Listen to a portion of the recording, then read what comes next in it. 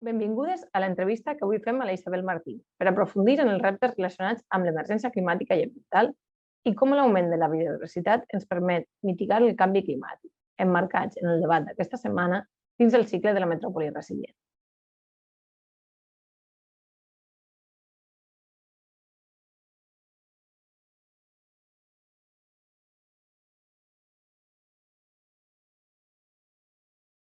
Benvinguda, Isabel. Hola, bon dia a tots. Per començar, volem que ens comentis, partint de la teva experiència i expertesa, de quina manera influeix la biodiversitat en la salut i el benestar de les persones. Doncs des del meu punt de vista influeix de manera directa i indirecta. De manera directa en la salut física i mental i espiritual de les persones. En la salut física podríem posar l'exemple de que ens fa de barrera a major biodiversitat. Tenim l'equilibri entre els ecosistemes més consolidat i aleshores la biodiversitat ens fa de barrera davant de malalties infeccioses, sobretot de zoonosis. I en el cas de la salut mental podríem posar l'exemple de la biofília. Hi ha estudis que demostren que quan les persones estem en contacte amb éssers vius sentim una sensació agradable de benestar.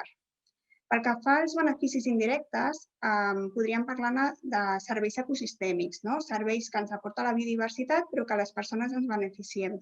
D'aquests hi ha molts, però podria nombrar, per exemple, que és un reservori de medicaments, de futurs medicaments que sortiran al mercat, que ens dota d'una agricultura variada, que això ens fa tenir una dieta sana, que ens genera resiliència.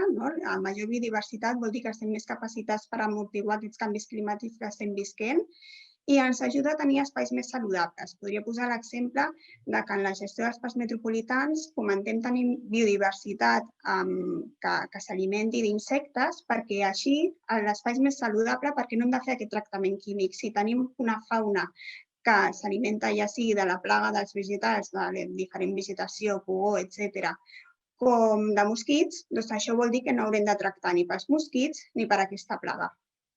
Gràcies. Així mateix, i una segona pregunta, quines accions o projectes innovadors per a l'impuls de l'augment de la biodiversitat a la regió metropolitana de Barcelona creus que són exemples a tenir en compte a l'hora de teixir estratègies en aquest àmbit?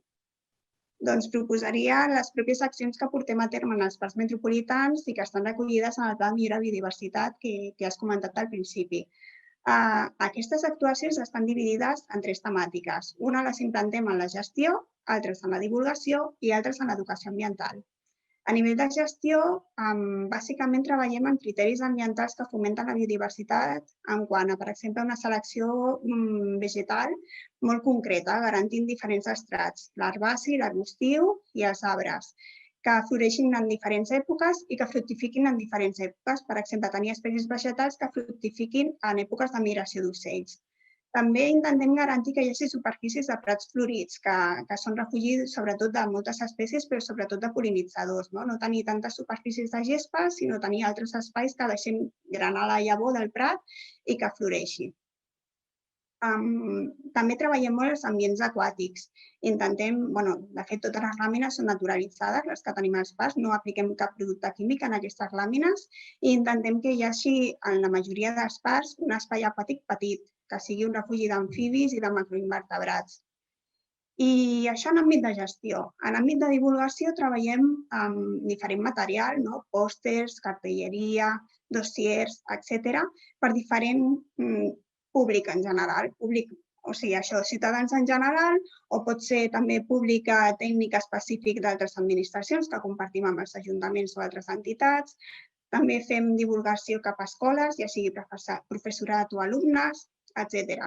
I pel que fa a l'educació ambiental, bàsicament treballem 2 projectes. Un són els projectes participatius, que ho fem amb escoles, i els altres projectes són les ludoteques ambientals, que trobo que és el més significatiu i més característic nostre, que són mòduls que hi ha en el propi parc i que als caps de setmana, sense haver-te apuntat prèviament, doncs la gent que passeja pel parc pot fer activitats amb un educador i conèixer quina biodiversitat tenim allà i quins són els serveis que ens facilita.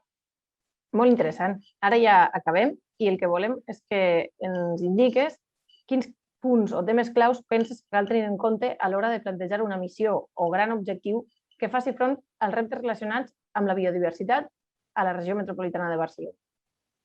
Per mi aquesta pregunta és la més complicada de donar resposta.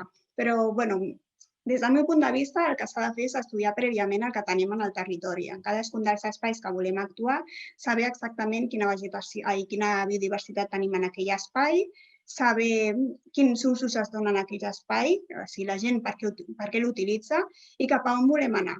Quina biodiversitat potencial podem garantir o podríem aconseguir i quins usos es volen en el futur. Perquè s'entengui, per exemple, no té cap sentit posar una àrea d'esbarjo per gossos al costat d'una bassa que volem tenir amfibis. S'ha de treballar prèviament. Un cop es decideixen aquestes actuacions de cadascun dels espais, és indispensable la coordinació entre les diferents administracions i anar a l'hora de què es vol aconseguir. I per últim, per mi també el més significatiu de tots és fer-ho sempre amb la participació de la gent que després utilitzarà aquell espai.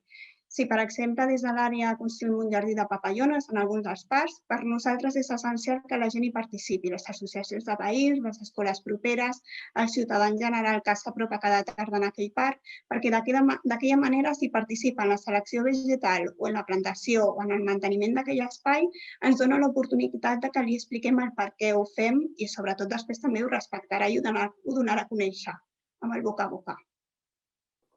Molt bé, doncs fins aquí aquesta píndola informativa. Moltes gràcies, Isabel, per la teva participació. Ha estat un plaer. A vosaltres, moltes gràcies per convidar-me.